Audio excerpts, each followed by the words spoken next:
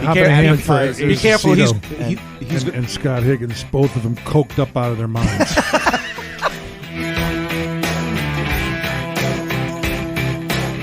Listen to you. He's down in the basement. Yeah. Oh, I love that. I think we should call this the Acement. The Acement, yes. Yeah, what do you think there, huh? I like that. The Acement Studios. Excuse me, I'm drinking beer. Hold on a second. We usually drink bourbon on our end when we do the podcast, so that's all right. Feel free to enjoy yourself. Yeah, exactly. You shoot an 8-ball if you want. We don't care, as long as it's good stories.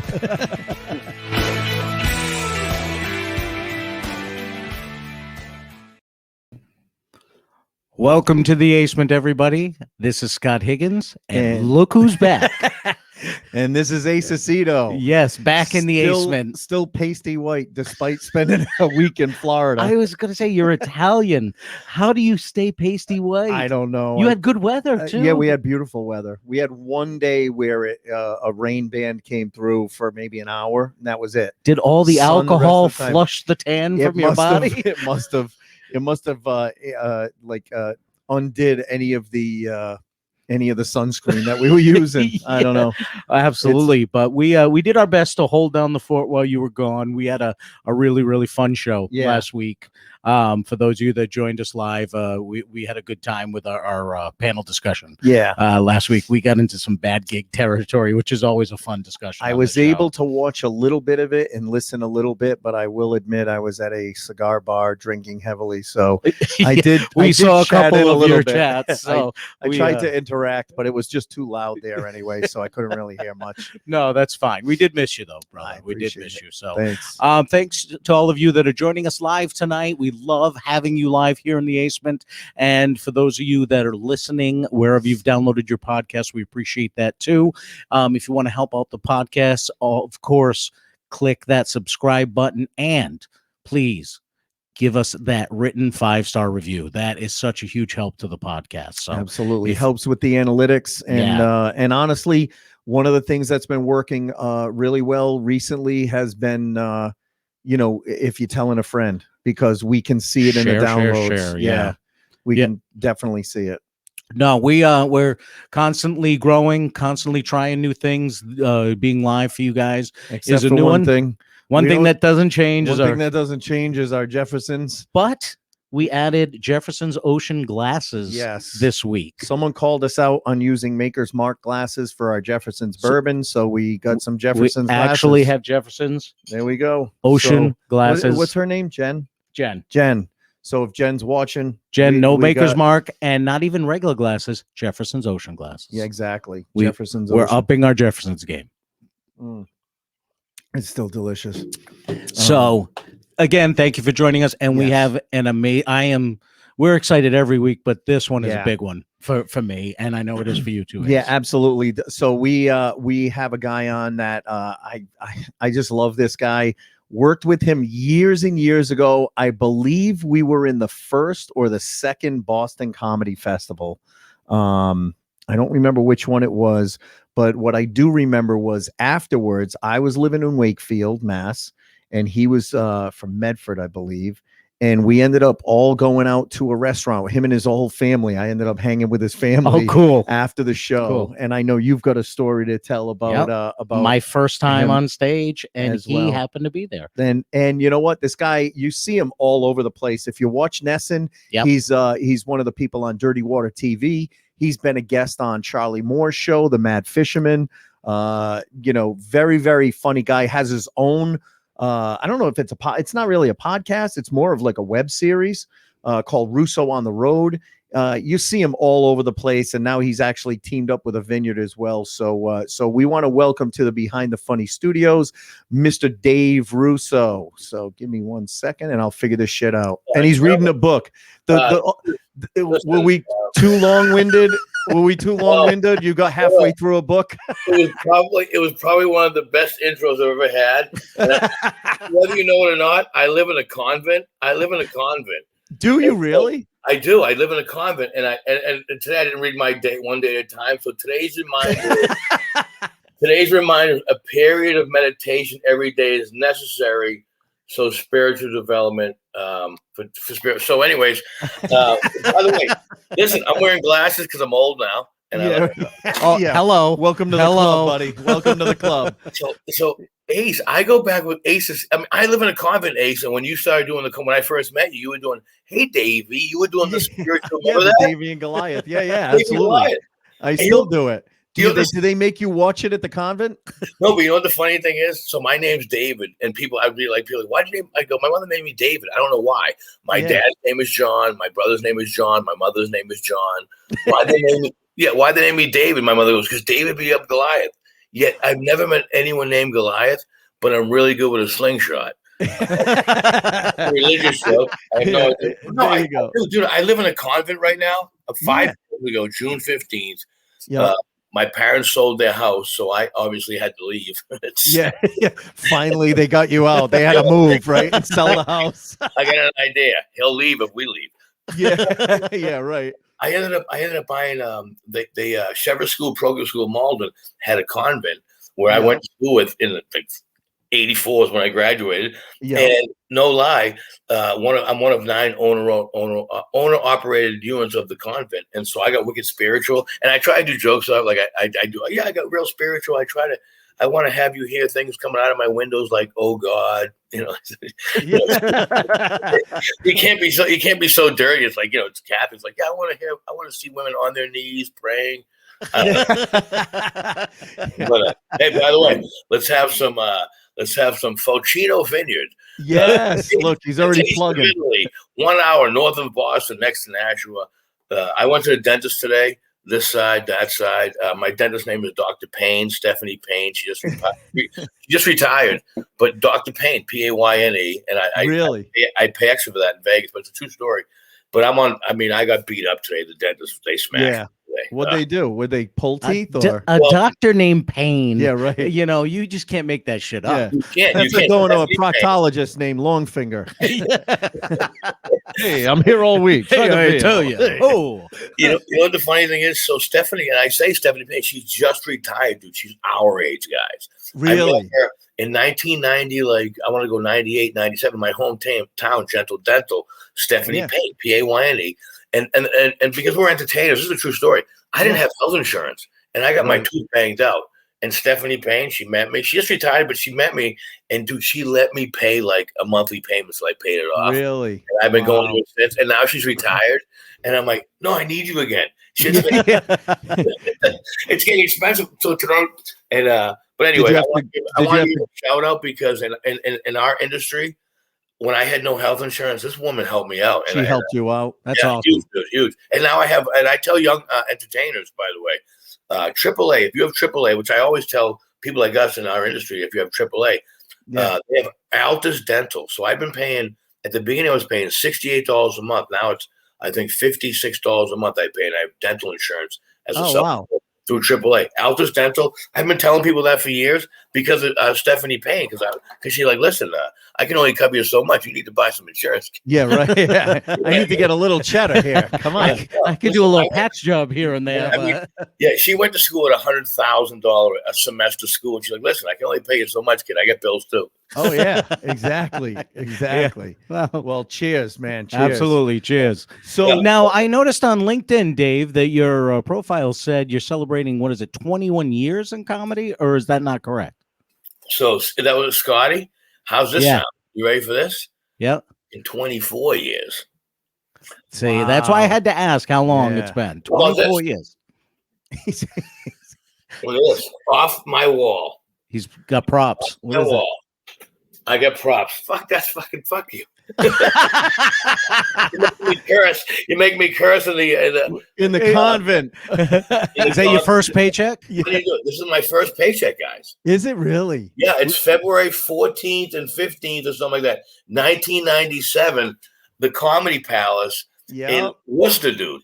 In Worcester, the old Aku Aku. Yeah, Aku Aku, exit 17 off of 290. How's this? Yeah. Because I met you way before me. And by the way, I was I think I might be like a month younger than you. And when I met you, I'm like, you're the only guy that looks fucking younger than me. I'm like, Jesus, I'm a young guy.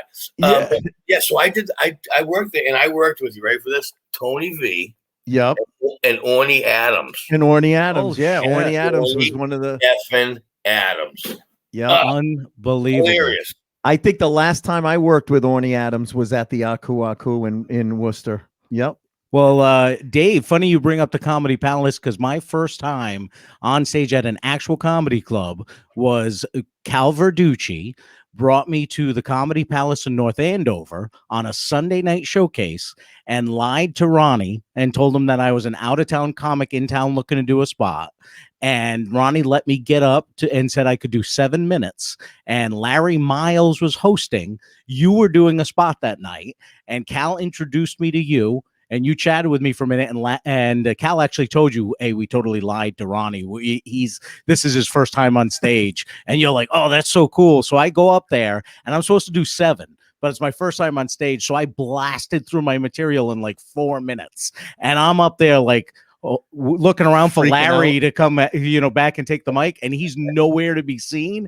And you jumped up on stage and took the mic and started doing some material for a few minutes till Larry came back in the room and kind of saved me from having to stand there for 3 minutes, not knowing what to do on my first time on stage.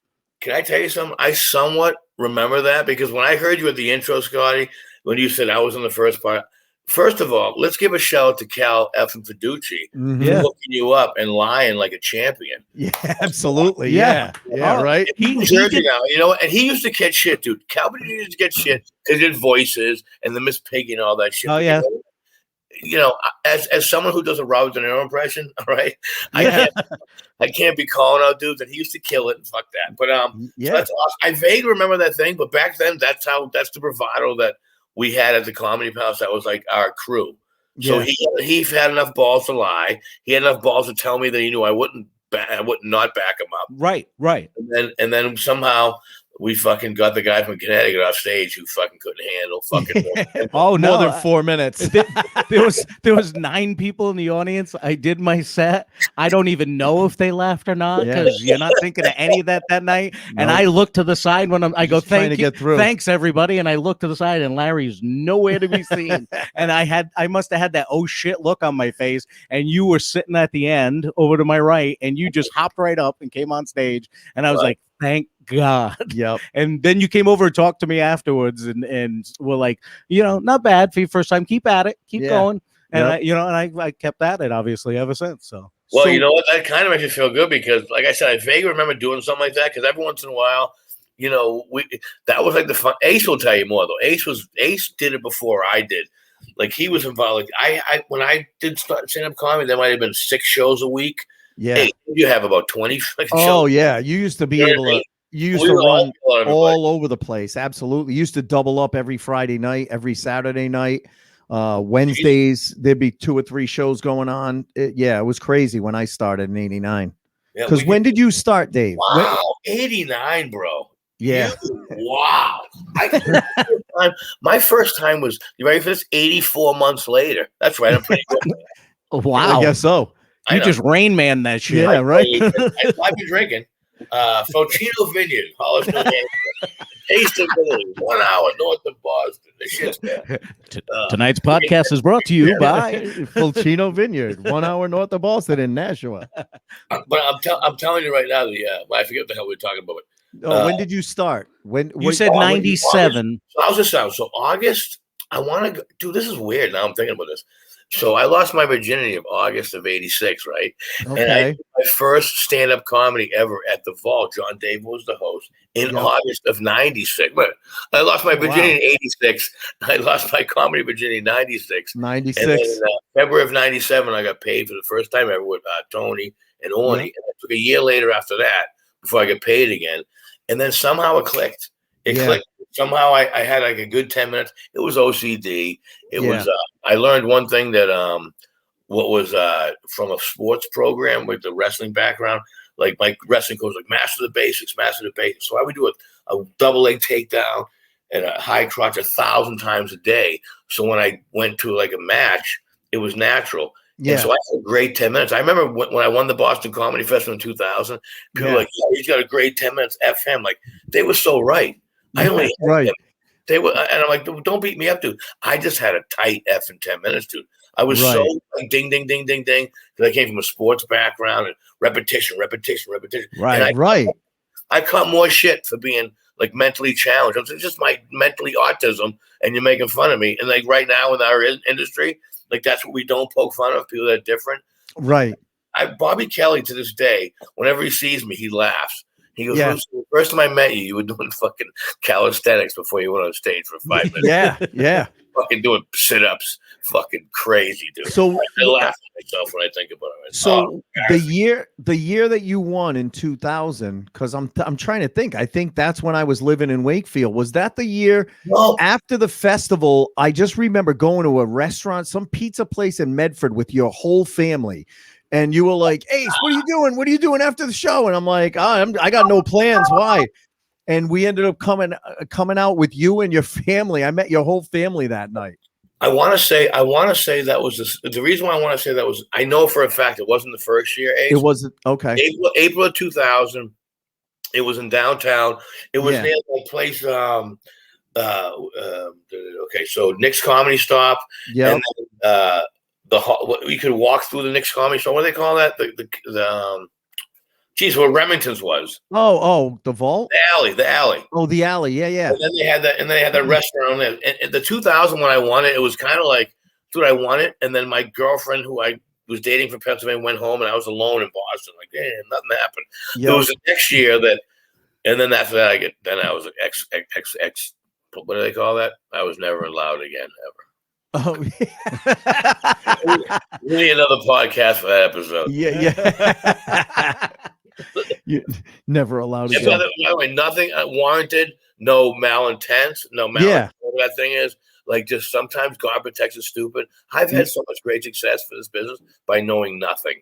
Yeah. Like, okay, I stepped in a pile of shit. It happened tons of times. Right. And then other times I try to do the right thing. No good deed. And it screws you. Yeah, right. God, are you shitting me? Yeah. My buddy Anthony Sibeli, someday when I die, have him tell you about the time we're in Domino's Pizza down at Cape Cod Irish Village. I ordered Domino's on the card. Domino's, I'm 90,000 degrees. Okay, order the pizza. I go, hey, this thing says a 20% off, whatever.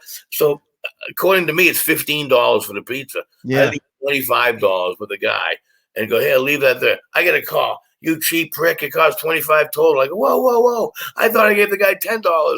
And so now the guy emails me because he's a friend of mine. He knows I'm not, but it's just no good. Like, you try to do the right thing sometimes and and you get screwed. Right. Like doing stand-up comedy for the first time and getting addicted. Worst thing we could have done. Oh, absolutely. God. Yeah, we've talked about that with other guests. Whether you bomb or you do well, you need to get back up on that stage, right? Yeah. Regardless. So what made you try it the first time? I'm so psyched that you asked me that. When I was I've always had a chip on my shoulder. And so when I was a freshman in college, my Dr. Jane Elms Crayhall asked me you were supposed to write about yourself for 5 minutes. So I have no idea what I talked about, but I talked about being from Boston, the fact that they made fun of me for pronouncing my R's incorrectly because I went to college in Pennsylvania. Mm-hmm. And it just kind of clicked that like people paid attention to me. Whatever I talked about, they paid attention to me. And so I started writing shit. But I never thought the way I looked as a comedian, like a regular, just like a little dude with other scally cap, just a regular guy. I never felt I looked like comedians I saw in Johnny Carson. Like, I don't look like Stephen Wright. Jesus. I don't look like Seinfeld. I don't wear like the outfits that those guys wore. So that wasn't me. I was kind of like a blue collar kid. So I used to write stuff, but I never thought I was the comedian guy. I was the entertainer. And then in 1993, Richard Jenny won Comedy Central's like Comedian of the Year. And I go, this prick looks like me. Yeah. Like right now, he would probably dress like I was dressed, like a jeans. Yep. Exactly. Yep. Jeans, a sweater. Yep. And he was just, and he was friggin' funny, dude. And so I was like, you know what? Let me do this. So I went down to the vault and I saw Rodriguez, the kid Rodriguez. He was Greg Rodriguez, the pharmacist. And I saw Liquid Dwayne Perkins. Yep, Dwayne. And the good thing is I saw a lot of these guys eat it. And I'm like, Jesus, they suck. I could just suck just as much as those guys could. And it turns out about 2 days ago, I emailed Liquid Dueno. I call him Liquid Dueno. I said, "Hey, how you doing?" Liquid Dueno. Yeah, because I was the breakdancer, dude. Don't forget, I was like the. Oh, that's right. Yeah, I remember that. You know, it was all that. So anyway.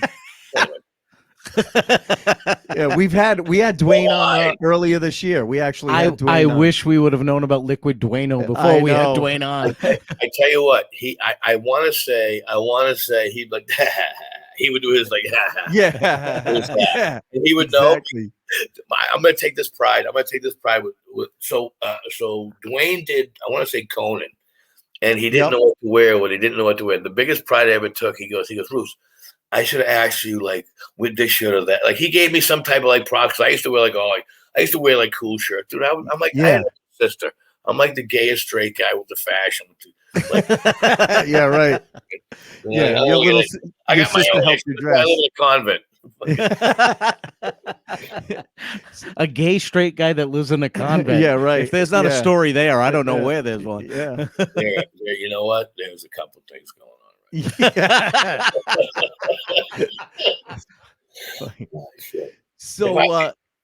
So you got on stage that first time. Yeah. Did you do well the first time or did you bomb? Of course, I'm gonna go, I didn't do bad. Yeah. Well, what we found talking to a lot of people, Dave, is usually like the first night, a lot of times they have friends, they have family there, so they'll have a decent showing, but it's usually the second or third time when they have no support with them that they really bomb for the first time. I gotta plug in somehow I unplugged my porn, so I gotta plug it back in. There you go. What do you got, a separate hard drive just for the porn? By the way, separate hard drive, of course I do. He's watching porn in a convent. Only Russo. Oh, we're gonna see a lightning bolt in a second. No shit. Yeah. Okay. I want to get back to your question, not about me, but I think it's before I forget. The first time on stage, I think my opening joke works better now, 27 years later. I would kind of hope so. I remember going, this is my opening joke. It's the stupidest thing of all time, but I think it's funny enough. I just went on stage. I go, listen, I just want to explain to all the people out there, not all white guys dance like Carlton from the Fresh Prince. I started going, it's not all. And you know who laughed? The blonde girl from Plymouth, not Christine Hurley. The blonde girl who was the original waitress that talked about her dad assaulting her. Ace would know who the girl is, not because he would know who the dad assaulted her joke, but she was a blonde girl, and John David was the host, and she fucking laughed, and John David laughed, and I'll tell you this. So my first time right now, Scott, Ace, this is what I remember about the first time. Can I pause? Can I restart right now? Yeah, go ahead. So it's John David's the host. I forgot about this shit. So John David's the host. And the blonde girl, whatever, she's in the back. And my my high school wrestling coach, Johnny Eccleston, one of my high school wrestling coaches, my aunt's there, and they videotape me. And I keep my time. I do get laughs. And so I say to my wrestling coach, I go, how do I do? He goes, well, you know how like when you started wrestling, you weren't all that good, but eventually you got better. Yeah. like I see potential out of you. You know, I see like you can do good. Right? So I put the fucking beta TV thing or whatever, the VCR thing later. All I hear from my wrestling coach is, oh my God, he's so bad. I made to the point, I'm like, hey man, well, he goes, no. He goes, remember, like, and the truth of the matter is, good coaches will tell you you're better than you are, so you think you won't die. Anyways, right. But yeah, so that's my memory, and I have video footage of my bullshit. How's that sound? That's funny. Well, that's like Scott's coach. The first time, one of the first times he did comedy up in Portland, Maine, was Frank Santarelli. Oh yeah, great. That's a great coach to have, dude. Yeah. He's a coach to have. No, it wasn't in Portland. Actually, right. The story was, Dave, I was making a tape to send to Oliver in Portland because he said, send me a tape. And I was working at the Kowloon with Frank Santarelli. That's it. So I set up my camera, and the early show Saturday was going great. I was having a really good set, and I taped both shows. Sunday, I'm home. I go to watch the set in the middle of my set. All of a sudden, Santarelli's big head goes in, pops up in the middle of the camera, and he goes, "They're not buying any of your bullshit." And he just goes back down and just is gone. Totally Santarelli, right? I'm like, holy shit! What do I cut it out? Because then they're gonna see that I cut the tape. I sent it to Oliver. I sent it to Oliver with Santarelli's head in it. I get a phone call going, "Holy shit! That was the funniest thing I've ever seen." Right?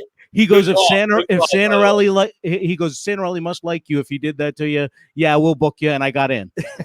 Dude, Right? good call by keeping it in. Totally good call by keeping it in because Well, I didn't want them to think that I, altered it or tried to make myself look good. So I said, fuck it, I'm leaving it in. no, but that's a good call, dude. That's because my insecurity 10 years ago, I probably would have beat the piss out of fucking Santarelli. I had to tell him after I got in. Next time I saw him, I said, I need to thank you. You got me into the Portland connection. He goes, how the hell did I do that? And I told him the story, and he laughed his ass off. I'll tell you what, and Oliver's a son of a bitch, and I'm saying alive. He's a tough. And by the way, I say that, but if we have a manager, wouldn't we want a tough fucker like him? Oh, absolutely. Are you kidding? 100%. Yeah, absolutely. He beat me in a poker game. He beat me in a poker game at his club. And I cried, you know, Ace. I have Napoleonic syndrome. I'll fight over a beanbag. And so we're on the thing, and he raises, and I have Ace King, and so he raises, and I check raise or whatever, and then he goes, and I got call. He called my Ace King with a fucking Ace Queen suited, and of course he hit his shit. He hit his Ace Queen, and I'm calm right now because I had a better hand. He bet all his shit on Ace Queen, but anyways. I just, I'm still angry about that. And that was like 2000. Yeah. Look ahead. Oliver, give me a hard time. I'll put you in a small package. But he'll remember it too. And you know what? He'll actually respect the fact that I still remember that from like 19 years ago. That's how right. Yeah.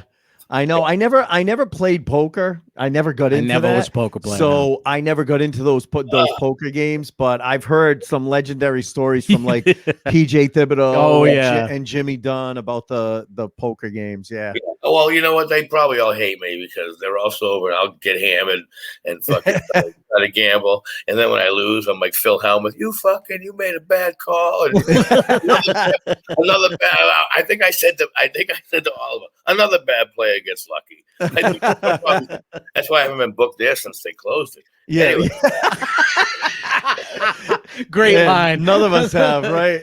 I noticed they haven't called me since then either. Not only did I have a better hand, then he luckily beats me, and he still doesn't fucking book me. Fuck you. Yeah, right. I know. Come on. He should. You know what? Listen, he can't affect my career any more than he has and fucking helped in the last 20 years. Yeah, right. That's just a joke. But I like to get Bob Marley at my family's winery. They keep asking for him. I go, oh yeah, that son of a bitch. He's like $1 million. Yeah, no, I know. We had Bob on last year too. Did you really have Bob on? Oh, yeah. He has fucking blown up like unbelievable. He's just, you know what it is? He's got the whole character. He put up a video today. And I was watching it. I can't remember what the way he starts the videos. And he's like, because he's yeah.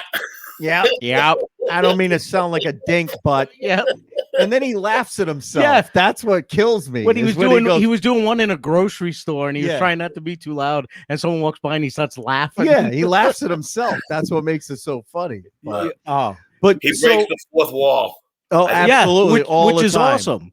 So you, I was trying to sound like I knew what the hell I was talking about. It sounded impressive for a second. I'm actually trying to figure out how I can sneak out and go grab the wine in the other room. Go ahead. Go ahead. Go ahead. All this New Hampshire. I'm just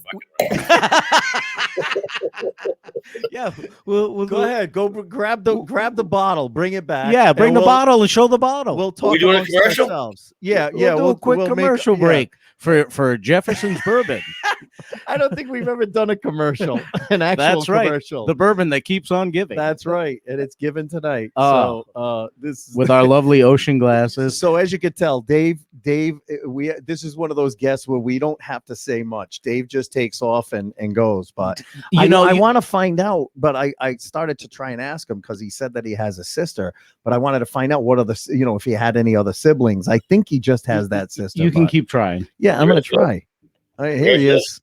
Oh, hold on. There it is. Let me make you big. Show the label. This is Diaciani.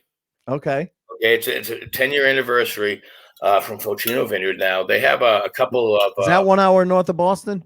1 hour north of Boston. Taste of Italy. 1 hour north of Boston, next to Nashua, right next to Nashua.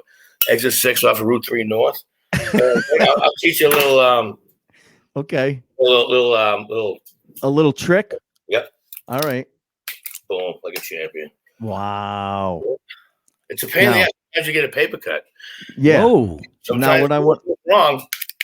Son of a bitch. Now he's going to teach us how to suck the wine through the cork. Through the cork, yeah. Right here. You cork sucker. Oh, you traditional.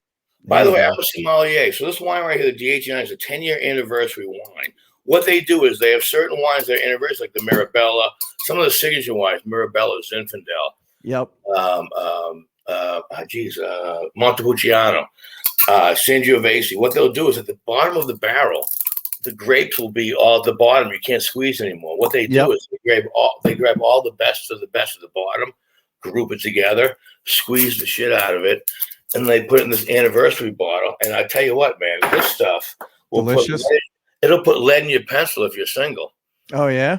Here we go. Yeah. Look at that. And you know what? Yeah, it's what's called it's a blend that proprietary blend. Oh yeah. Yep. It's in there, so he could have what's the chicken that they said they don't sell on Sunday? Chick-fil-A. Yeah, Chick-fil-A. Chick-fil-A ingredients in here. It's a proprietary blend that no one knows why it's addictive. Right. I'll tell you right now, he started in 2012 with 4 wines. He now has over 40. And son of a bitch, man, it is unbelievable up there. So you said it's your family's winery. Is it really your family, or just someone you met and you got hooked up with, or? That's hilarious. So my cousin Al Fucino, okay, who originally, my family's originally from Everett. Okay. And so back in '88, his family would take him on vacation to Hollis, New Hampshire, and he bought a piece of property in Hollis, New Hampshire in 1988. Yeah. Well, as a hobby, like I play street hockey, you play the trumpet or whatever. Is it a trumpet? Is that right? Yeah, it's a trumpet. Yes. Is it wrong? I have no idea. I'm so like, it's a trumpet. We all have our hobbies. Yeah, we all have our hobbies. Yeah. I didn't mean it to come out like that. You know, you play the flute. I don't know. Yeah. You play the record. You play the recorder. You play the trumpet, the skin flute, whatever. He does the manliest thing. He plays street hockey. Yeah. You play the trumpet. Yeah. I'm not busting your balls, Ace, but you play that faggy little trumpet. You know the sad thing is, that was the least thing I wanted to do because I can't remember. I was just flowing with the thing. No, you were just in the moment. Balls. We're just having fun. Is that more of that Ficino wine? Right, so you played the flute or whatever. Yeah, same thing. I can't, but so he was he was very intelligent, did well in school, but he was into like the history, and I see that because I used to be into the history of my family, what have you. So his grandfather taught him how to make wine. So at 18 years old, he started doing that. Back in the day, we were probably playing poker with our friends. You know what I mean? But back in he was learning how to make wine. Yeah, in his generation, that was like a cool thing to do. You know what I mean? So it turns out when he did well in business, and then. Then he bought that piece of property. He goes, you know what? I'm going to buy a little vineyard. He used to go on vacation with his wife. And so they originally started just to sell a few wines. And son of a bitch, man, it blew up.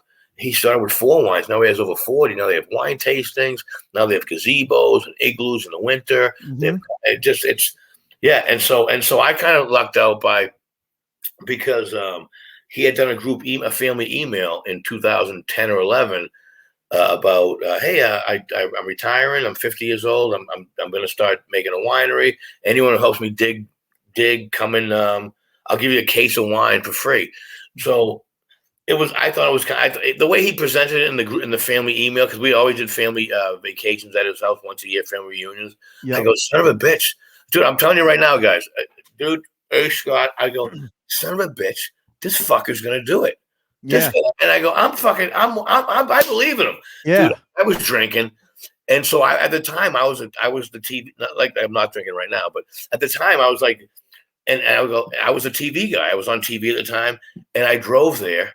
Yeah. And I was the first one that showed up. And I remember seeing his face like, fuck, man, he showed up. I worked for an hour, and then I slept for like 8 hours. It was hard work. Yeah. Yeah. Not made for that, but that real job. About it, and he gives me shit all the time. But he goes, he showed up, but he's a horrible worker. But he showed up, and that's that. But he ended up making this wine, and it's really good, dude. It's really, I mean, shit. It is. Yeah, people drive to freaking get. I've driven. I live next to Stop and Shop in Malden. I'll drive an hour to get this stuff because. Yep. You know, Stop and Shop is. And you're doing shows up there too, right? You're producing shows occasionally up there. I like it. I like it. We said I'm producing shows because that makes it something important. Yeah.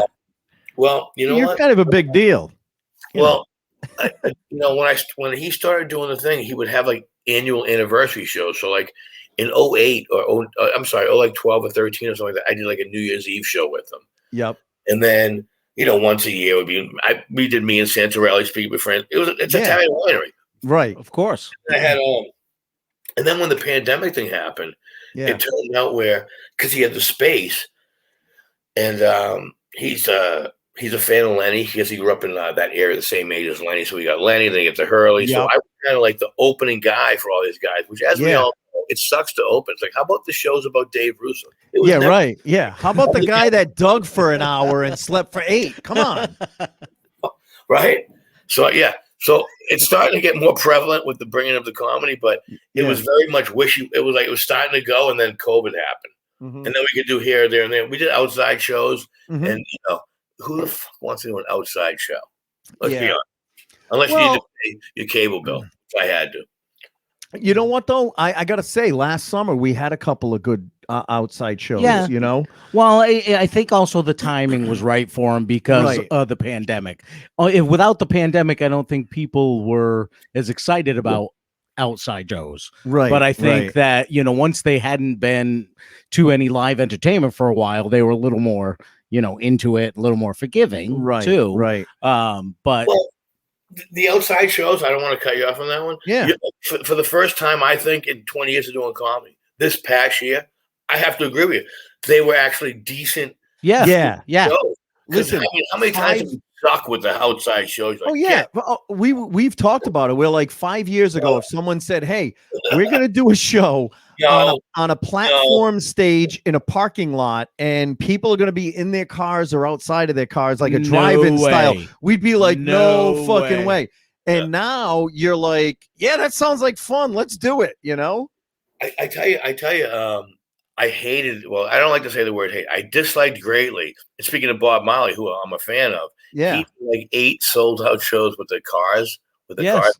Yeah. But the guys, come on. I wish I remember going, oh, the poor bastard, because he was the first one actually working. You know what I mean? Like, he had following. So I remember like seeing a commercial like Channel 9, New Hampshire, whatever. They go, Bob Marley doing the thing, and he's like, he does this thing, and they go beep beep, and you can see his face like, what the fuck? He was so disappointed. Like, who wants to hear beep beep beep when you're on stage? Right. Well, but the beep beep beep is better than all of a sudden you hear silence.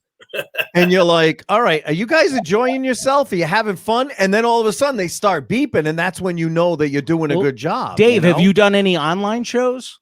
Any like Zoom shows? I don't want to brag, but I'm probably one of the best guys to do an online show. Oh, yeah? But come on. Those Convent, God protects me. I have jokes. I'll take them. I go, this is where Brother Sullivan. That's great. Hold on, let's move this. Let's see. Oh, brother. Yeah, but come on, those can be soul crushing too. That's not nothing is like a live audience ever. I don't care what we do; it's never going to be the same. Right, Scott. Regarding the things, what do they call them? Live, whatever those things are. Driving, whatever those things are. Yeah, I'm really. You know what? I have to give it. There's a guy by the name of Chris McGuire. I know. Oh yeah. Okay, I know Ace definitely knows Chris. Yeah, we just had him on the podcast. We just had him on a couple of weeks ago. Really? Yeah, he was awesome. Okay, so Chris McGuire probably gave me and we don't even get along all that great sometimes, but I love him. We disagree on a few things, but he gave me, and I always tell him, I go, whatever, dude, but you gave me but he gave me the greatest advice ever. Yep. And so early on in my career, and I always tell the young comedians, I always try to share it. And I always try to brag about him because he gave it, because he shared it. He taught me. All right, so we talked about Comedy Palace, Andover, early on. We talked about Worcester, but I was a regular in Andover. Andover, yep. So I do a Thursday night show. I kick ass, my 5 minutes, like, he's the greatest of all time. The following Tuesday, Comedy Connection, Faneuil Hall, Boston. Kevin Knox, God rest his soul, love him. We'll talk about it. Oh, yeah. Yep. He does 10 minutes up front. He kind of doesn't do great, which is unheard of for Kevin. Unheard of, yeah, for him, yeah. But let's weigh it out. There's 25 people in the audience on a Tuesday night at the Comedy Connection, Faneuil Hall. Right. So I do my 5 minutes, and I'll never forget, in the back, because the stage is there, and in the back, McGuire, I talk to Chris, I go, shit, I did the same exact 5 minutes on Saturday night. I'm a champion. And tonight, I go, shit, Jesus, what the fuck? And he goes, listen, dude, number one, a live audience. This is the two things he said. Sometimes it's not you, it's the audience, which has stuck with me forever. Mm-hmm. Like, hey, I'm bringing my A game as an audience. Fuckers, bring your A game. Right. I took it.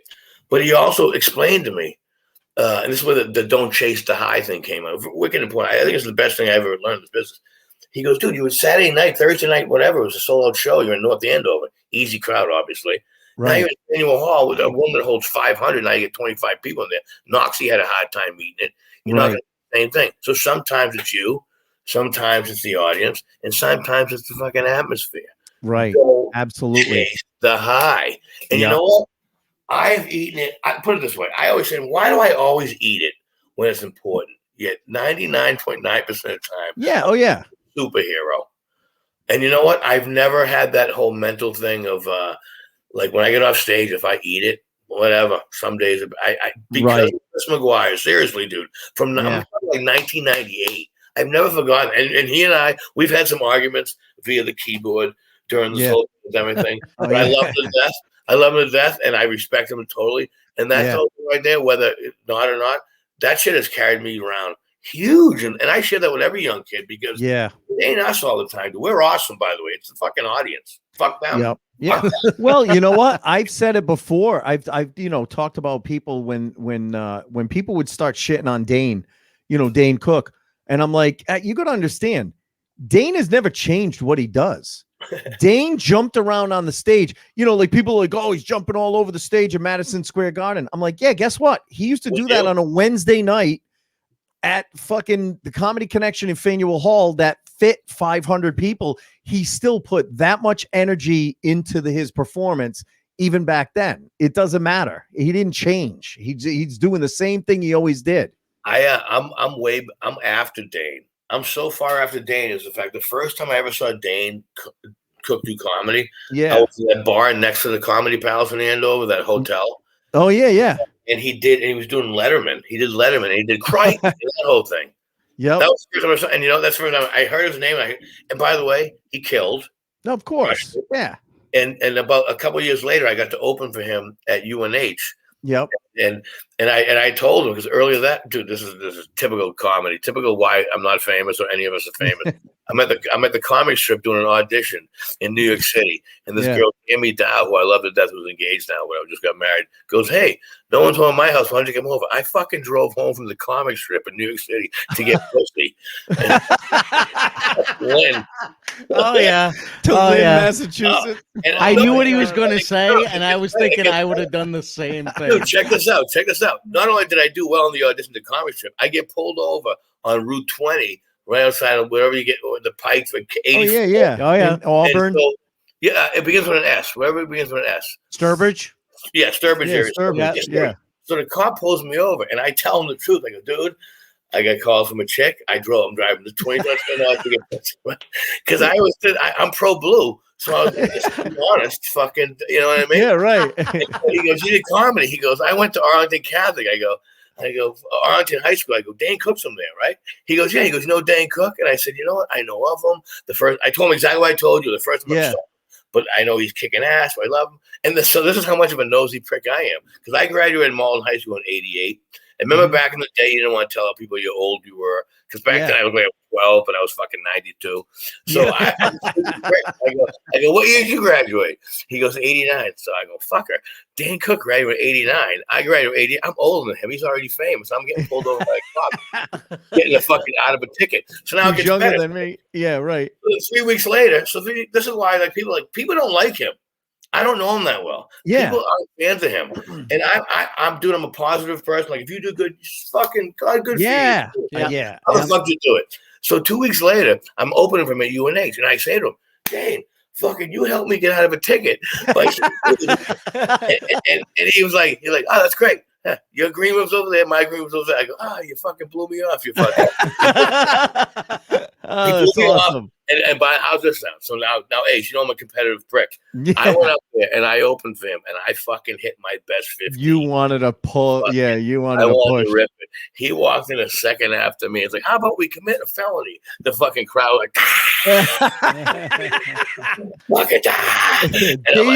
Dave who? He's a champion. I respect that. He's awesome. Yeah, the audience was Dave who. Hey, how about this? And let me brag a little more. I did get hired to a company, a family in Billerica. And then when I got to that gig, like 2 months later, there was children on the front lawn. It was an outdoor gig. Oh yeah. It was the 17th birthday party. What the fuck? But I still, how about this? I just did that family's. They ran for Congress or some shit, and they reached out to me. Fucking 20 years later. Holy shit. Yeah, weird, dude. You know what? I'm really funny with kids and farm animals. They well, let me. I gotta ask you before we get too deep here. Is that what got you on the show, The Entertainer? Oh, you know what? I tell you what. How did you get on that show? It's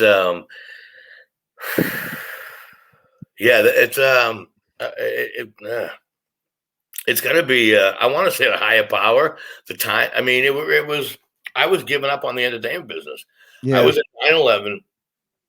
Yeah, I can explain. When I was in New York City when 9/11 went down, I just gone down there. I auditioned for a show with Tony Danza. No shit. Oh, really? And the girl, I could if the girl digs you or not, right? The girl who was the casting agent, I could tell she was kind of digging me a little bit. So I was very honest with her up front, like I'm trying to be right now on this podcast. Yeah, I'm not holding any punches. And so my agent, Glicker, Renee Geller, calls me back and I go, listen, I go, we hit it off. She goes, what'd you say? I said, well, I told her I just moved into town a couple of weeks ago. She goes, what the fuck? What are you telling her? I go, I was honest with you. I didn't want to bullshit. I sleep all night, right? And I caught shit, right? I get a call back an hour later. Well, you did something right. They want to fucking meet you tomorrow, you fucking dick. That's pretty much how it happened. So then, wow. 9/11. I mean, I was cast to be on with Tony Danza, who I love. And by the way, it's weird. I just watched him on YouTube from when he hosted Saturday Night Live in 1989. It popped up on my feed, and I was like, "Oh wow, holy shit!" I'm like, I can tap dance. What's on? Yeah. But no, but it was that's what ended up happening. So that ended up going dry, and then in 2003. I did a bunch, dude. I did 46 out of 52 colleges. Me and Mike Birbiglia, who's famous, he's a champ. Yeah. He ended up booking 12 out of 52, and I booked 46 out of 52. Wow. And I really had a great. Yeah, I was a couple years older, and I'm an entertainer. More if he's like a writer, comic, but I know how to. I'm a singer, dancer. I'm a little, doing. Well, you'll work the audience if you need I'm to. Shiny shit, goddammit. I can trick you all. So did you get that through NACA? Did you audition for NACA and get the colleges? Rob Steen hooked me with Scott Tallarico. I did an audition, and the late great Vic Henley. Yep. I was doing a lot of shows at the Carolines. I was opening. I said, "Hey man, I got booked at this NACA." I go, "But they want me to host. They want me to host for this girl and that girl, the girl from Almost Famous and all this shit. Like people that were like, dude, legit people." Yeah. And Vic Henley, God bless her, right, says to me, he goes, dude, treat it like it's your show. Yeah. You make it seem like, hey, that was my time, but I brought a friend of mine. Exactly. There's no one better than him for this particular time of day. And you know what? I ended up booking 46 out of 52 colleges, and he was instrumental. And so now I like to host. No one likes to open. Who likes to open? You want to open so that everyone else looks good? You ego motherfucker? No. But he taught me how to do it well, which kind of gave me a good niche. Yeah. To deal with the fact, and by the way, back to Chris McGuire, back to Chris McGuire. If I'm the host, I know I'm not going to be the king, fucking the best laughs in my right. Show. So yeah, but all right, I lost my train of thought on that, but I was really trying to be real. Yeah, no, I get it. We were leading towards you getting on the entertainer. Yeah, well, that's a whole animal. So Renee Geller, thank you, by the way, Higgins. Fucker, I lost. We know how to rope you back in, buddy. We know. You know what? There's a lot before I die. I want to tell people. You have to write a book, Dave. Yeah, right. You have to write a book. You know what? You're gonna need a ghostwriter, though. Yeah, right. You definitely need a ghostwriter. I just want to do one of those voice books. Yes, exactly. Yeah, well, that's what you do, Dave. You just spew your shit into the tape recorder, and then the ghostwriter listens to it, makes sense of it, and writes it down. Writes it all out for you. The truth of the matter, the entertaining thing goes as follows. For the first time ever in my life, so Joey and Eddie, who we all know, March 2003. Because I was in New York City at the time, because I did all those colleges and stuff like that. And Bob Gettott's daughter was a fan of mine or whatever. And Kevin Knox, who said, hey, the kid Russo's got some skills. So I do my show March 2003, Comedy Stop Tropicana. Now, I get there at midnight. I'm all hyped up. I go out with Joey and Eddie. I drink, I party. I fall asleep in my hotel. I get up about an hour before showtime. No shit. And I'm like OCD boy. I need to like comb my hair. I need to wash. I need to do this. Yeah. Look, unpack myself, shower, do it, put hair gel in my hair. Within 17 minutes, I go out. I have the set of my life. Joey and Eddie goes, the guy said to me, he's never seen an opening act the first time ever have that good of a set. And you know, and I know, it's just because nerves. What the fuck happened? I'm like, right. Yeah, you don't even remember it. Right. I don't even remember anything. So that whole week goes by, whatever. My second time ever playing the Monte Carlo, I get a royal flush with Steve Cohen's girlfriend, African-American girlfriend, Maine's a dealer. I wish for a 3 of hearts. It comes. I'm going to make the show story short. I get a royal flush, $500. And then I don't get hired. And they say you kept, because and they said the whole week you kept your time. You know, Don Gavin was my first guy. Even all those guys, Knox, you keep your time. Right. I kept my time. I did my intros. I was on point. I got there 45, and then I don't get a call. So now Ray Garvey and Minavini wants to get me at the Atlantic City, the other one. Borgata. Borgata. Yeah. Borgata. So I say, so for the first time ever in my life, guys, seriously, and I tell all the young guys, and I don't even do it now. I don't even do it, but for the first time in my life, I called the guy, I go, listen, you said I did a great job. Everyone liked me. It's been a year. Yeah. Disrespect, the Riviera, whatever, wants to hire me. If you don't, I understand. But I just want to give it a heads up. I'm going to work for them. I got to pay the bills. I get a call back from the guy in Long Island. It'll come to me, whatever his name is. I can Richie Minervini? No, Richie's a buddy. Whatever that agency is up there. So long story short, Omnipop? Yep. Oh, I knew you'd get it yourself. Yeah. I get a call from Omnipop, and I get booked. You ready for this? I get booked October 2004 in Las Vegas. Wow. The week the Red Sox are fucking winning it for the first time. So Renee Geller calls me. Goes, there's an audition out there. But I already moved back from Boston a year ago. And I go, yeah. But I go out there, and my buddy Junior, rest his soul, he's a wise guy I used to hang out with. Yep. Get my blow from his father. But anyway, long story short. So we're out in Vegas. And he goes to the auditions with me. And it's Wayne Newton's daughter-in-law and the whole thing, because they're trying to make his career build. Right. It's all about Boston.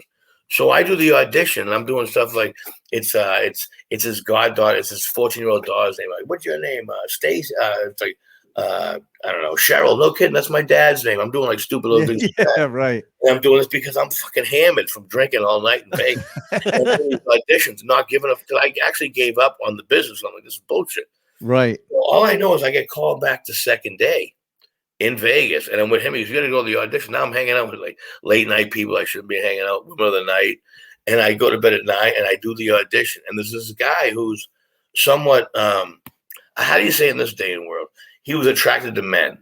Okay. He was attracted to me, and he was the videographer from the first show. And when I walked in, he was like, Dave. And I was like, video guy. So, thin guy. Yeah. So he ended up, he like really made me shine. I remember, I like skated with him. And I remember this. I remember there being a town line. So I did these auditions. And I was, by the way, Ace and Scott, I was the opening act in Las Vegas on the Strip during the week that the Red Sox were winning the World Series for the first time. Right. And I think I'm 35, 36 years old. I have my vitamin D3 in my body, and the fact that I'm on the top of my life. I'm in fucking Vegas on the Strip. Right. So do no wrong. So when I'm doing the auditions for people, I'm the cockiest prick ever. And, I mean, like the total dick, and I got it. Wow. Yeah. So but I got it from there. But then I come back to Boston. The whole thing, we win the World Series. It's the greatest night of all time. By the way, let's go back when I'm on the Strip on the World Series. When the Red Sox win in 1986 for the first, 2004 for the first time in 86 years, guess who's on stage that I have to tell that we won the World Series? Mike Donovan. Mike Donovan. Really? Holy shit. Wow. That's beautiful. The biggest, unbelievable, most beautiful Boston Red Sox champion fan of all time was absolutely. He goes, tell me, I'm going to try to stand up like this. He's like, so the Red Sox are about to clinch. I'm the host. He's the headliner. I bring him on stage. He goes, fucking tell me when they win. So I'm like on the side of the road. Yeah, like, you're waiting. They won. He's like this. He's like, they won. They won. But he'll tell you because he'll tell you right now that because he's such a professional and such a champion that the audience, he'll tell you right now, the audience let him off the hook. Like the audience was like, they were fine with it, right? Oh, dude, they were so pretty. And he'll tell me because I know, dude. I to my day right now, I got to tell Mike Donovan the fucking Bruins. I mean the Bruins. Yeah, that's how much I'm drinking. But the Red Sox. That's awesome. Hey, the Red Sox won the Stanley Cup. Let's do it. That's how fucking good they are. Yeah, no shit. They crossed over. That's next year they're gonna win the fucking Super Bowl. So can I build on that story, Ace? I know you're trying. Go ahead. So that week when I auditioned for The Entertainer, Mike Donovan was the headliner. Yep. And Harry Basil was the feature. Okay. Now this is going to come back, and so that week when I'm there. By the way, Ace and Scott, you're going to say I'm green.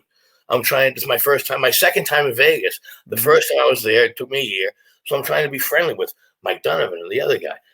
So I have this audition for The Entertainer, and I say to Harry, and I say to Mike, I go, hey, they're auditioning for headliners in Vegas. I know I'm the opener here, and they're looking for younger, but I go, but Harry, your act, because his act is like he's the TV guy. He dresses up as Superman and does all these Americans Got Talent. And I go, you might be made for this stuff. And so Harry's like, that's nice, thank you very much. So I get the fucking thing. Yeah. I end up I'm with Pete Costello at the mall, and I'm playing a poker tournament like a derelict. And I get a call from the lady going, yeah, we picked you out of 25 people. We're flying you out. And then I went to E-Network, and then I had 25 people, and now down to 10 people. I knew I had it when I did the audition. Yep. And so that's how it pretty much happened. But I have to go back right now. The booker of the Tropicana, the Laugh Factory, is Harry Basil right now in Las Vegas. Oh, really? Holy shit. So when Bob Kephart lost to Tropicana, yep. Harry Basil, who I have to say to his credit and has been a friend and a mentor. Yep. He says, Russo, you fuckers from Boston, you stick together, you fuckers. Yeah. He remembers it because he's an LA guy, dude. He wrote the Rodney Sparks movie with Rodney Dangerfield. Yep. He wrote these movies. I said to him, hey, man, why don't you?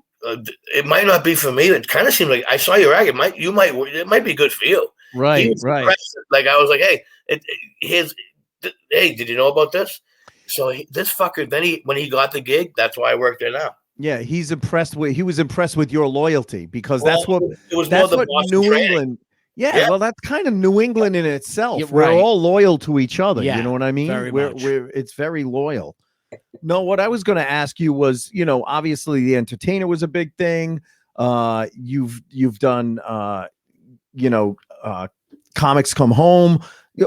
what are some of the big moments in your career? Obviously, winning the Boston Comedy Festival. What are some of the things that for you were wow moments? Like, is there much left? No, because I know there's more. I know he's done a ton of shit. No, I can rip this one up. So early on, 2000. This is funny. I think it's funny, but 2001, when 9/11. No, let me rewind. When 9/11 went down, everyone was in disarray. Shortly after that, the Bare Naked Ladies did a fundraiser at the Lowell, not Lowell Auditorium, the Saunders Arena. Saunders Arena. Thank you. Yeah. The Saunders Arena. So 2,500 people, and somehow I don't think Tony B could do it, or somebody knew Tony, but somehow I ended up doing it, and I had to open up and go up there, and I opened up for like 15 minutes in front of like 2,500 people, and did well, and ended up singing with the lead singer with the Bare Naked Ladies. If I had, and I was singing with him and doing all this shit. This is pre, that's awesome. This is totally pre like videotape and shit like this. Right. And I can tell you this right now that I should have probably prefaced this. We're all taking group pictures. It's like a whole thing of us. And the lead singer, one of the fuckers farted. I was like, dude, who farted? What the hell? He's like, you got me. I'm like, dude, you fucking hit me bad. But then later on that night, no, seriously, I say that because I have to be honest. I have to be honest with my life. So that was like the whole day. I was like, dude, there's farting in my face. What the fuck? You know, and then later on, he's like, come on in, sing with us. I'm like, well, he did fart in my face. So that was like my reward for taking an ass spray and getting to sing with the Bare Naked Ladies. That's awesome, though. Getting an ass spray. Hold on a second. Yeah. Look at this shit.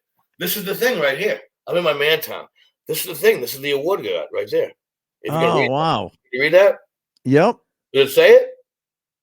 Hold on. Come on, let's brag more about shit that I can do. Come on, you fuckers. Wait, you're moving it around too much. I can't fucking read it.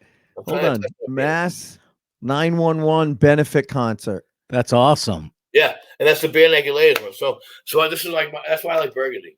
So that was a cool gig that I always remember. That's why I have this in my life. Yep. Right behind me, the number 57. Yeah, Nelson. Yeah. Okay. Let's fucking hook up the pool bar. So how about this? So in 2000, at the Comedy Connection Faneuil Hall, we decided to do a comedy show for Curry College, and at the time, Ace, I was like the young gun, so I got it. So I was doing good. But the truth of the matter is, that color 57, that red shirt, my first Pop Warner football number ever was number 57. Really?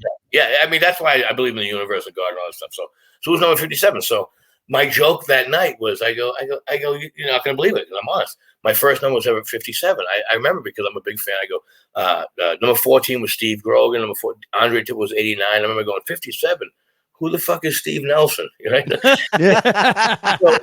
So Steve, by the way, who I actually texted today. You can't even make that shit up. If I really, we're still friends.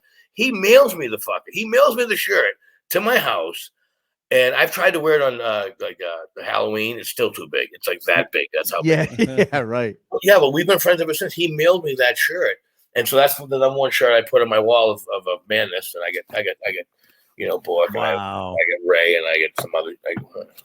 And that's the thing. You do a lot with hockey too, because did you play hockey as a kid? You know what? I got to tell you this. So I did. And it wasn't really me. Pulls out the bling.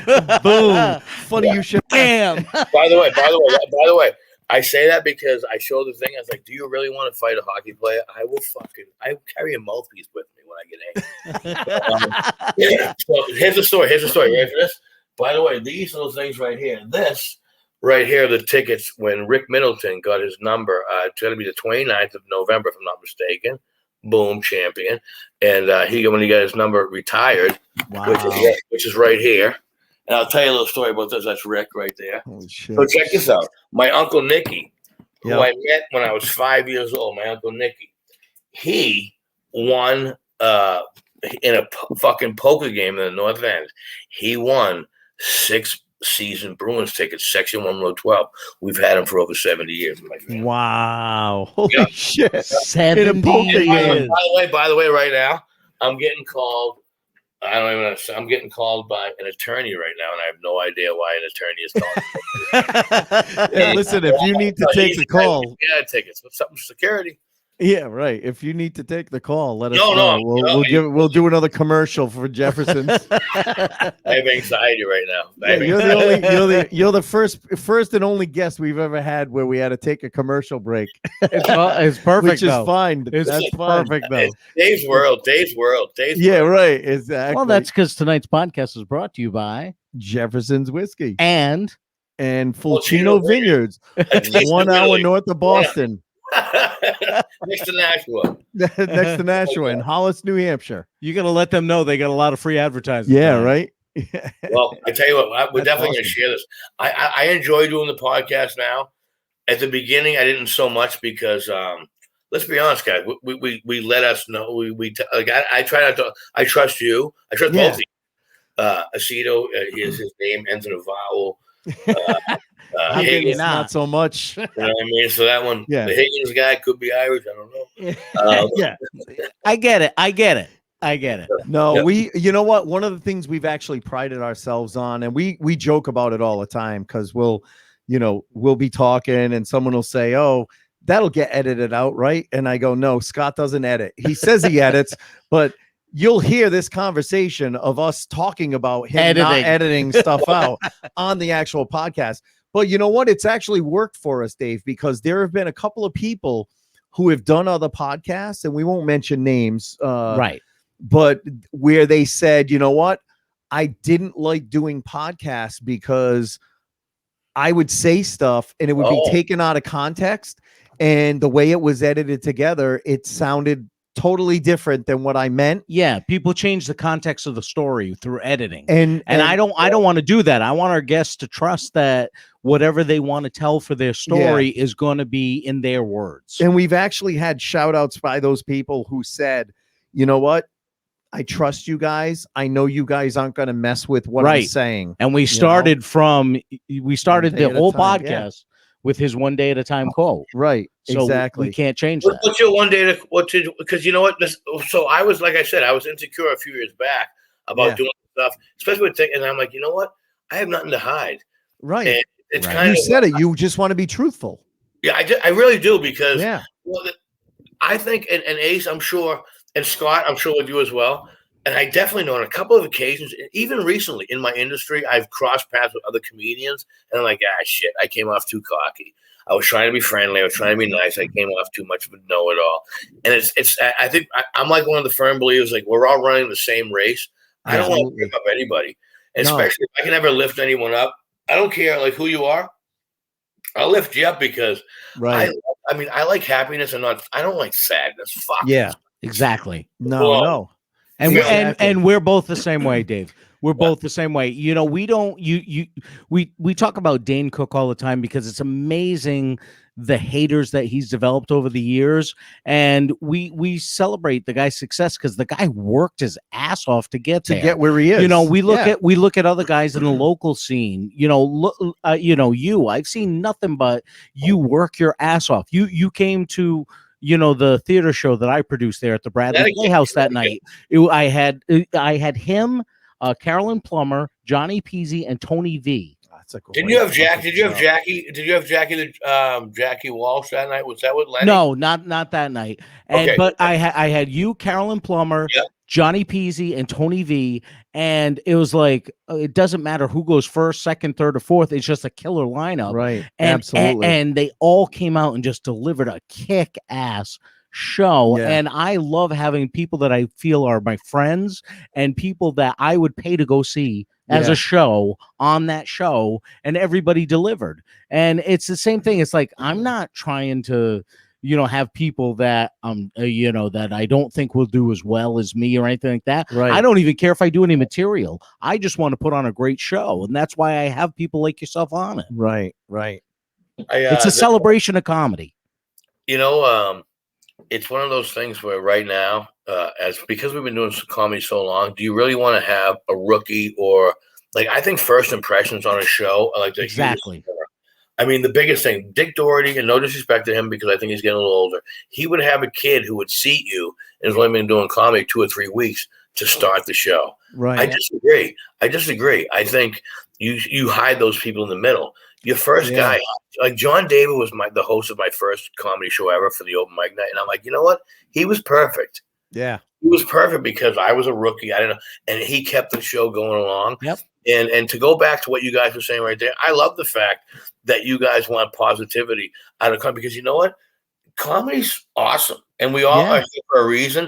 And it sucks when other people, like when the Cambridge guys are mad, the suburb guys. I'm like, you know what? I was a Cambridge guy when I was 22, but now I have a bill, and the fucking suburbs unfortunately pays my my cocaine bill. Yeah. Well, my dude, we've too serious for a while. Listen, we've talked about it before. You know, when I started, there was the big Boston, Rhode Island bullshit. Like Rhode Island was always looked down upon by the Boston guys. You know what? Yeah, exactly. And now it almost seems like it's not like that. Now it's just changed. It's New England comedy scene. Right. It's changed a lot. My first time on stage, Dave, I described, you were there and Larry Miles was hosting. That's awesome. He had an experienced guys hosting. That's awesome. No, you weren't. You actually were very encouraging. You were nice. You were great, and that's why I liked you from day one. And I stayed, watched your set. I watched everybody's set that night, and it was just such a good first night to be at a comedy club as a comedian. You were in Andover, Comedy Palace in Andover. Yeah, I drove up from Connecticut to do that show. That I remember, dude. I always remember. Look, I'm not bullshitting. I vaguely remember. I want to say it was in the main comedy room, not the back. Yes. Main yes, comedy. Yeah, no, yes, it was. Larry Miles. By the way, Larry Miles. Let's talk about him. He was actually very, very good with the younger comics. He was not a dick. Oh yeah. Oh no, he not was. At all. He's always been good to me. The only thing I'll say about Larry is it's an ongoing joke. Is he's never got my last name correct ever in the 20 years I've known him. He has called me Scott. He calls me Scott Hastings for 20 years. Scott Hastings. That's for 20 years. He's called me Scott Hastings. So at least he's consistent. Or a hockey player, Hastings, is that like a golfer? Yeah. But my second time on stage ever at a comedy club was Kevin Knox's Monday night at the Comedy Connection in Faneuil Hall. And I still have that night on tape because Cal Verducci taped it for me. And it was it's still to this day, probably my best intro ever on stage was Knox's intro. Because I drew a number and I drew first. And of course, Noxie does 10 minutes of the best material you've ever heard in your life. And then I'm like, I think I'm just going to leave. I'm not even going to do my spot. And then he builds me up to this audience that loves me before I even get on stage. And I do my 5 minutes actually of bullshit at the time that they liked me because Noxie made me sound like I knew what I was doing. Right. And celebrated me, and he was awesome to me. He was awesome. Can I ask you a question about this? So, because I have to refresh my memory, because Chris McGuire, if I'm not mistaken, maybe it was a Monday that he told me that Knox. Because I remember because with Knox, I always tell people it's a Tuesday night. I'm in the comedy section, Faneuil Hall. There's 20 people there. Knox is the host. In 2002, when I started, Noxie did Mondays. Yeah. It had to have been a fucking Monday there, bro. Paul Nardizzi did Tuesdays. Who did Paul Nardizzi was doing Tuesdays at the time. Paul Nardizzi. And I think it was see, when I was there, Dane was doing Wednesday. No, Wednesday was Jim the Batman. Jim Lauletta. Jim Lauletta did Wednesday. Really? Yeah. Wow. Oh my God. Yeah. Yeah, Jim was after Dane. Yeah. We had Paul Nard. We had on Mondays was Noxie. Yes. Tuesdays was how about this? Tuesdays was Robbie Prince, Paul Nardizzi. Yep. Yes. Wednesdays was the Steve kid, the blonde kid who kind of talked about Halloween candy, and then Gavin was the headliner on Wednesdays. Well, the first time I went to see Cal before I tried comedy, he was doing a Wednesday night with Gavin closing. Who's that? Yeah. Cal Verducci. He was doing a Wednesday night spot, and Gavin was closing. What's that? Do you still keep in touch with Cal? Yeah, I still talk to him. He's married now? No, he was married for a while, got divorced, and he's living in Vegas. And he's on the road still, right? He still grinds it out on the road every year. Hey, what the fuck? Yeah. Him and Ramu were the guys when I started out there with before me. Ramu and him. Ramu could have been Kevin Hart, and I don't know who that guy could have been, but I lost a comedy contest to Ramu. Yeah. And Ramu actually kind of shied away from comedy and got more into DJing. Because he stayed busier and made more money doing it. I actually saw him a couple of years ago. And now he's a DJ. Yeah. Yeah, he did well with that. So I saw him a couple of years ago at an event, and I don't remember where it was, but he gave me his card, and I'm like, why does this guy sound so familiar? And I forgot he had done comedy too. So now that we've done the reminiscing and we talked about all the wow moments, let's finish up with our favorite question. Yes. And Ace will describe exactly what we're looking for from you, Dave. Yeah, we always wrap up the show with a funny bad gig story, and that's the gig that, like, the night it happened, it wasn't necessarily funny. It actually made you want to quit comedy, or reconsider your career choices. But the further away you get from it, it becomes funny because it's that story that you tell when you're in the green room with other comics. I got it. This is your one-up story. It's your one-up story. Oh, my one-up story? Well, in other when words, a comedian is telling his bad gig story, you're like, really? Let me tell you about this one. You think that's bad? I got one for you. This is the fucking worst. So not only I have to do an MMA event in Las Vegas, where they have like the wired things, right? Yeah, the cage. Yeah, the guy producing it says he goes, listen, he's very spiritual, he's family oriented, no cursing, no. Right? So, really, you gotta be pretty clean, right? So I'm working with the amazing Jonathan. Right? So, Ace is I've never been on stage, and dude, I don't fucking bail. I'm a champion. I don't fucking bail, right? And I fucking bailed. What happened?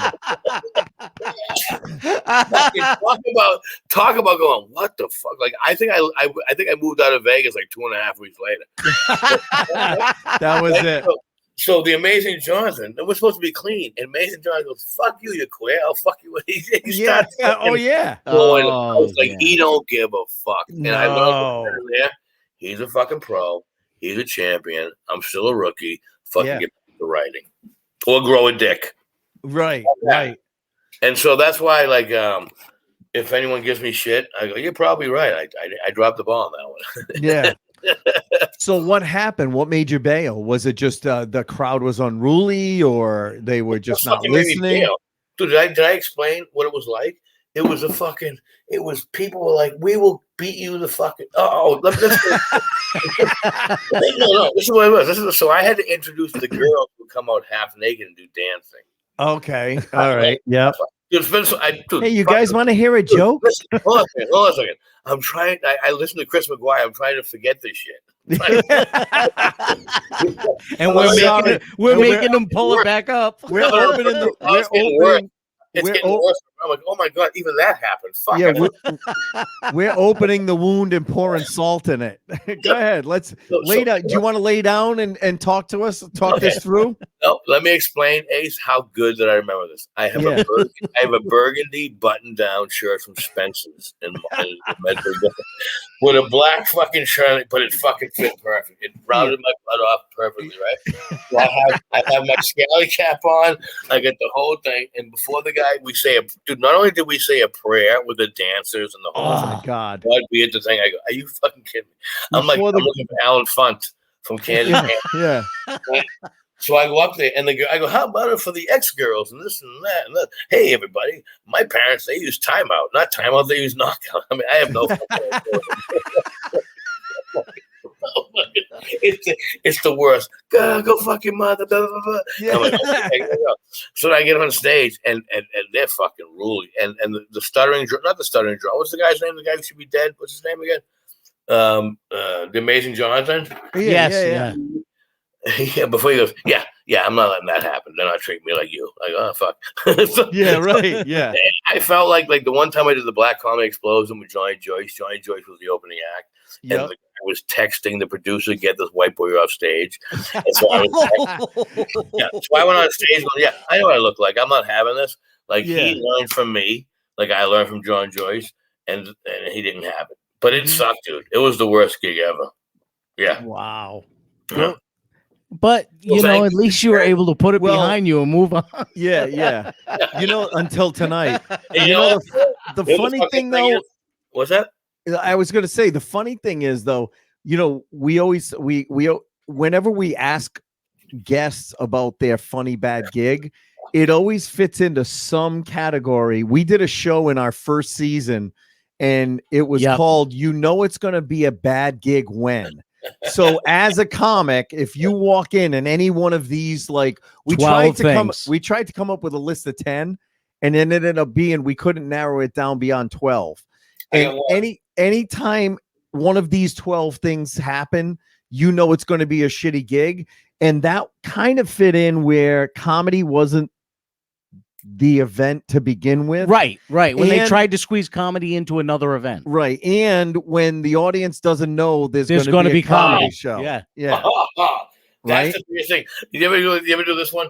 You didn't tell them we're having a comedian? Yes. That was in the top 5. That was in the top 5. It's going to be hilarious when you get up on stage and start telling your jokes. Hey, you were talking about the Red Sox winning the World Series in 2004. Yes. True story.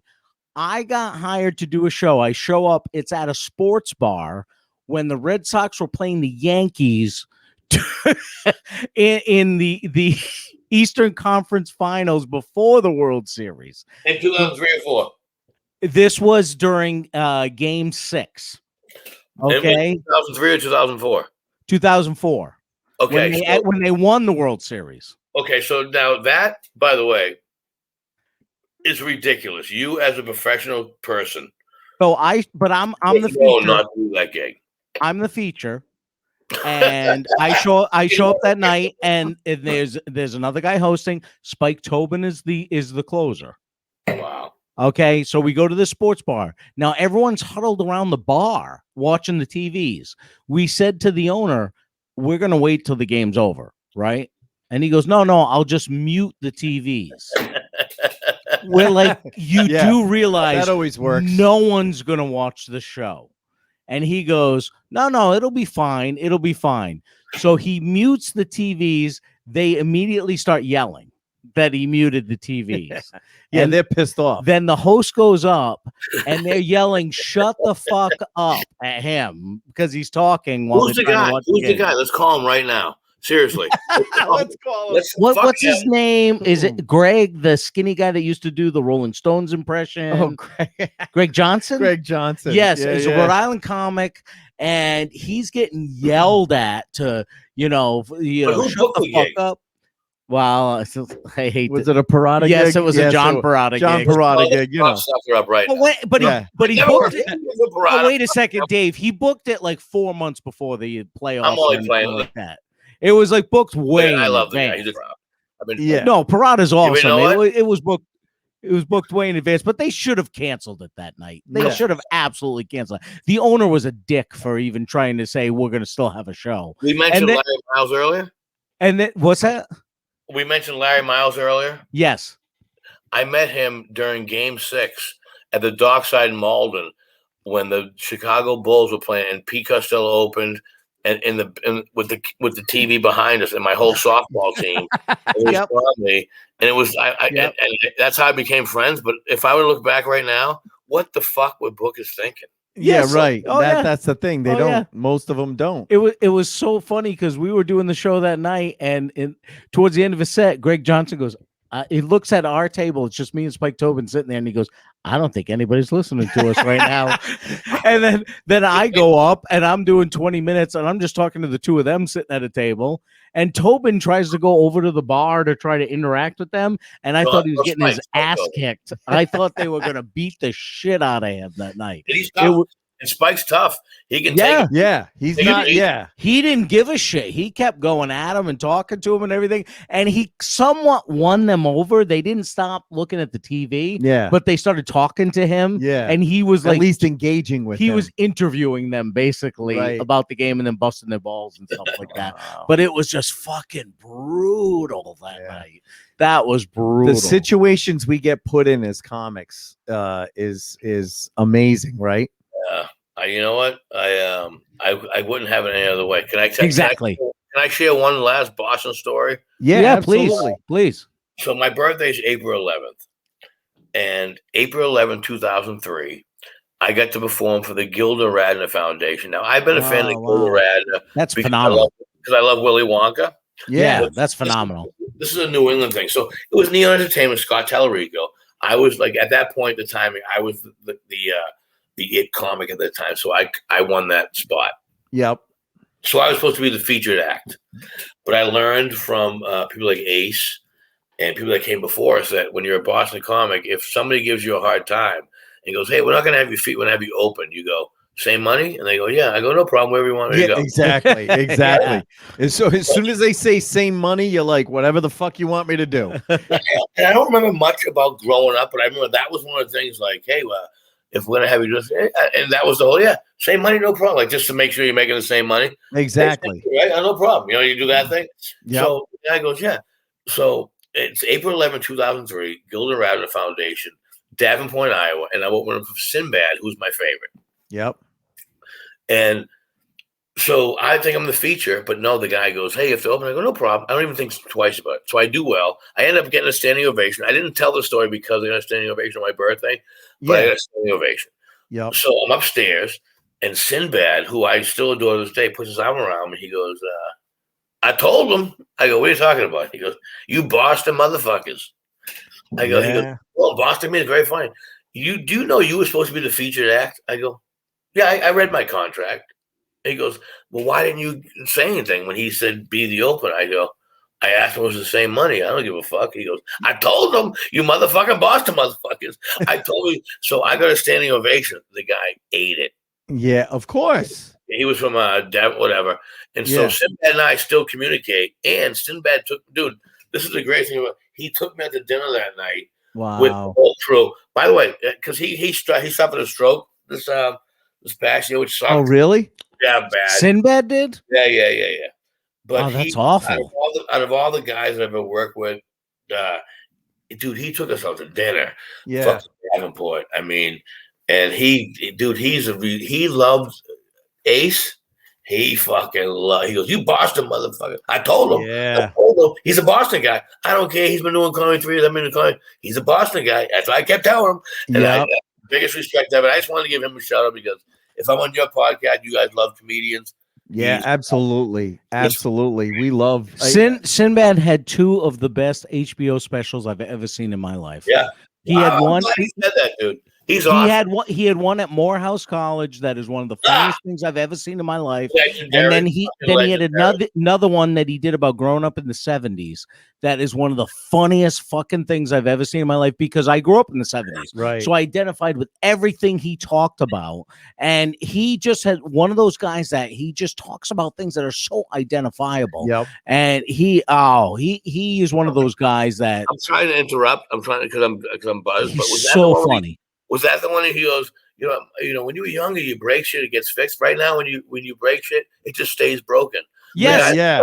Funniest fucking joke ever. And he would talk about he goes shopping for school clothes. He goes, when I was a kid, you'd come home and your mother already did it for you. All your shit was laid out on your bed, and you go, I'm not wearing this stupid shit to school, mama. And she'd take all your school clothes away till you beg for it. Yep. Mama, can I have my school clothes back, please? He goes, and I lived in Detroit where grass didn't grow, but every Saturday you was mowing something. Yeah. Your father'd be like, go out and mow the grass. Daddy, we got dirt. I don't care. You're mowing something. Yeah. He was just his delivery and his passion for the way of delivering things was just so good. And he was just such a great storyteller. Yep. And you could just see the picture of everything that he told was just so good. He's one of those guys that should be spoken of more often. Absolutely. I'm glad you say that because at one point he was a champion. Like people, but then they went to Chappelle and Chris Rock and all this stuff. Which are great comedians. Nothing wrong with them, but he was there before them. How about this? And I know I interrupt sometimes, but no, go ahead. Chappelle and Chris Rock can't fucking do what Cosby did. Crosby, I'm a hockey fan, but Cosby did, or what Sinbad did. And I like to think that they would be respectful and acknowledge that because Those those are two African American comics on that edge spot. Like Chappelle and fucking Chris Rock, they're edgy. Yeah. All right. Right. Sinbad, and unfortunately, the guy who got arrested, fucking Cosby. Yeah, right. I know. They weren't edgy, but they were fucking, great. Come on. Comics. Oh yeah. Dave, we talk about Cosby all the time. The guy turned out to be just a fucking beast. An animal, but his comedy was hilarious. You can't take away his comedy from the beast that he turned out to be, because he was clean and he was one of the best storytellers ever. I want to. I'd like to make it. I want to go on. I want to go on record about my whole thing on him with this whole thing. Yeah. It disgusts me because I probably have about $4,500 in savings for the rest of my life, and I would never. If a woman says not interested, I put my leg between my tail between my legs, and I walk home. Right. Yeah. Right. That was worth $1 billion. Like, I've made love with some pretty attractive women. Yeah. With $5,000 in my bank account. This guy's got $1 trillion. Right. Fucking kidding me. He drug people. It's right. Yeah. And, and I'm not trying to put myself on a higher pedestal, because I'm always trying to get the edge, like most guys are, to try to stuff girls' pants. But to fucking junk them. No, absolutely. By the way, and I'll go on that record because I like to play sports. I'm a competitive, and that's what I don't do. I don't take steroids, motherfucker. Steroids, you bitches. All right. Before we wrap up, I do want to ask you this, because I reached out to this guy and I didn't hear back from him, but I have seen you on Charlie Moore, the Mad Fisherman, multiple fucking times. How he just seems like a cool guy. Is he really a down to earth guy like that? Before you answer, Dave, I gotta say, there was a fundraiser that was done at Giggles Comedy Club for Dave's, I believe it was your sister. It was, yes, it was. Yes, I went to that event that night. Yes, you did. A bunch of comedians showed up. Yep.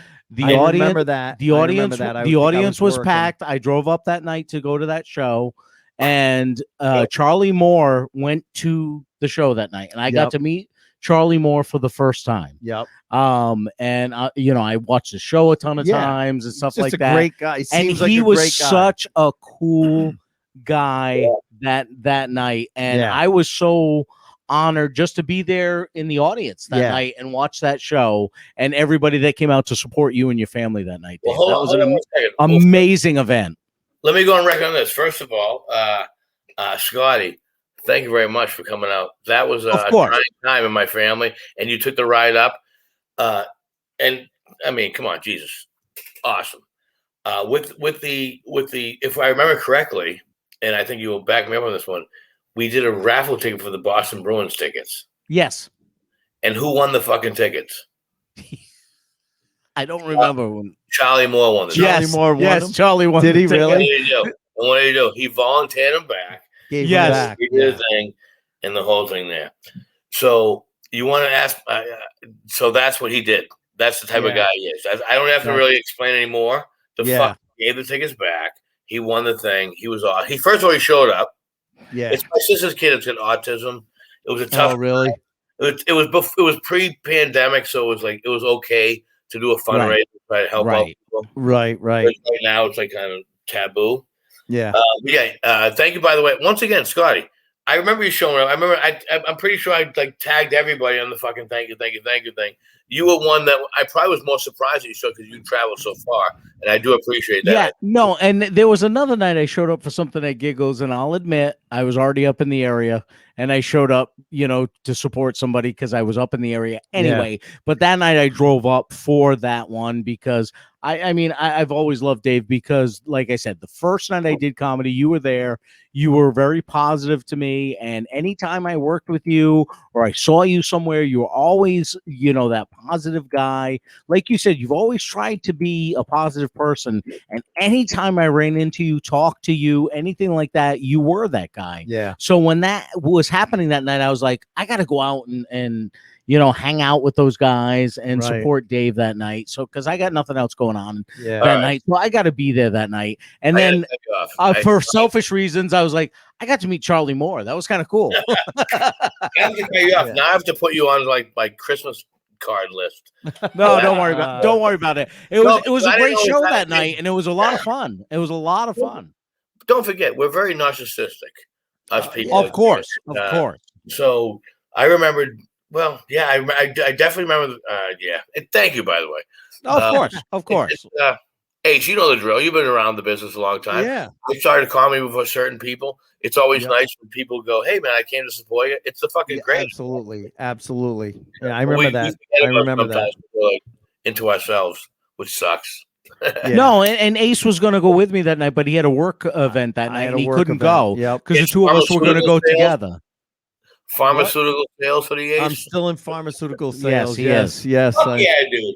Still selling drugs legally. 10 years ago, it's the best thing ever. Yeah, legal drug dealer. Well, drug dealer. We've talked about it before. There have been times where we felt bad that we had day jobs, but after COVID, we actually felt pretty good that we had a day job. God. Because and I don't mean to say that in a condescending or a like a gotcha way. No, it stayed above water. But it helped me and my family stay above water when I know so many of my friends and colleagues in comedy were struggling this past year. Yeah. So believe me, I'm so glad I've been living with my parents forever. Yeah, right.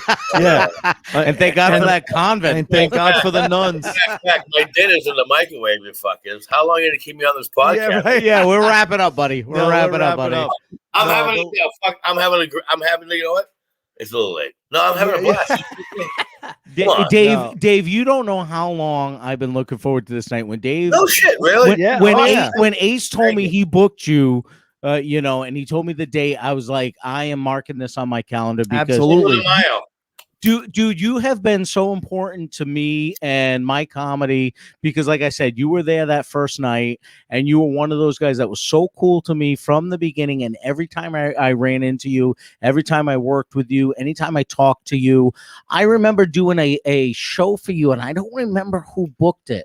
But it was at a theater, and we showed up the night, and it was a small crowd, and Dave was the headliner, and he said, "Listen, guys, we're not going to do a 90-minute show. It's a small crowd. We're going to give them a smaller show, but a great show. Yeah. We're going to do like, an hour, like an hour show. We're going to give them a condensed show, but we're going to give them a kick-ass show." And I was like, man, this guy's a professional. Yeah. And he got us all jacked up and excited to do a show for there was maybe 20 people there. And you know what? Everyone that left that night was like, you guys were awesome. Yep. And I was like, I learned so much from you over the years working with you, Dave. And I owe a lot to you from all these different things. And I'm not just kissing your ass. I mean, no, that's very kind because thank you very much for saying that, because you know what? The business can wear on you. Yeah. And you kind of want to you always try to make the best of it. So it's super cool that you remember those things. And I can't remember. No, I remember the guys that had influences on me. Kevin Knox had he always had great things great wisdom to impart on me when I worked with him and pass on. Tony V was another guy. Paul D'Angelo, you were one of those guys that always passed great things on to me. Knox thing with you? Yeah, please, Kevin Knox. I can't say enough good things. We love about Kevin. That guy. Well, I want to share this because I just found this today. 1 second. Sorry.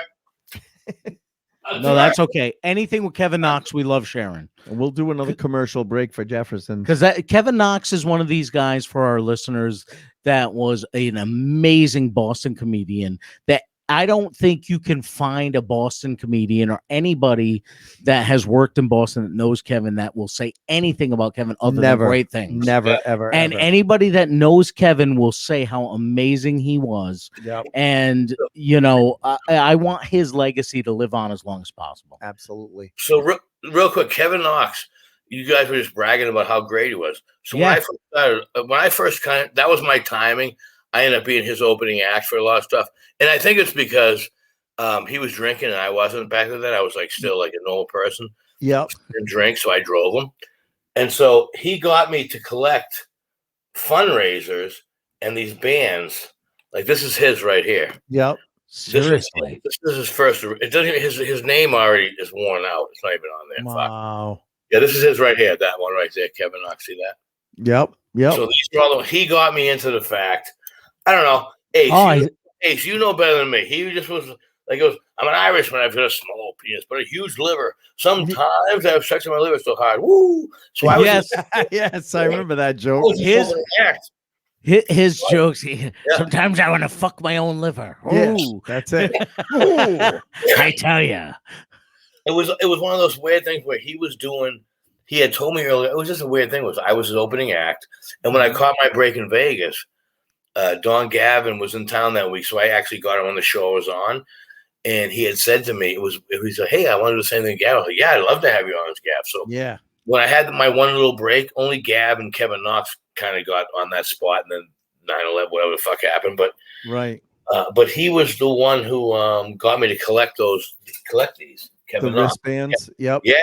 So I still collect them because I was like his opening act for a while, and he was just like, man, we're so grateful we get to do this stuff and that stuff for our living. And he would also, it was a different time, bro. It was Oh, absolutely.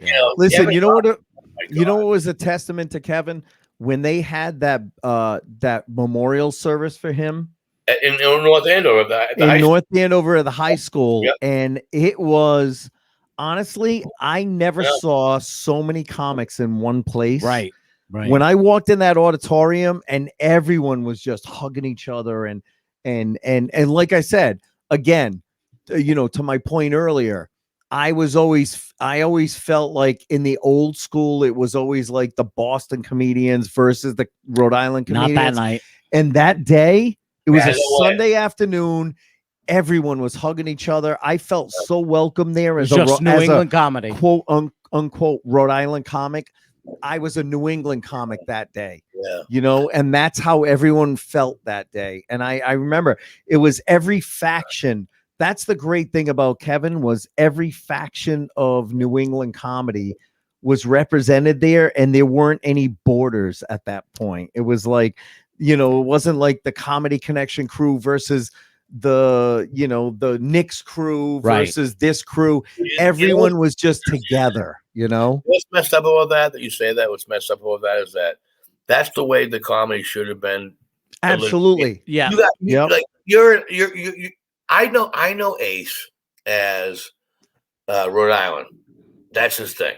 Yeah. That's from Dana Nathanson, right? So when you guys came up, do you have any idea how much of the respect that we had? He worked at Giggles, Mike Clark's. I lived like 2 miles from there. When you guys came, we all know we all know us. We all know who came up. I mean, it doesn't matter who it was. Like we all knew it. It was awesome. Yeah, I don't want to get it. I mean, what I'm glad about now, Dave, is it doesn't seem like that as much anymore. No, it's not changed. Boston, Rhode Island. We're all New England comics. And I think through the rest of the country, people recognize New England comics as it's changed a lot because when I started in Boston. Right.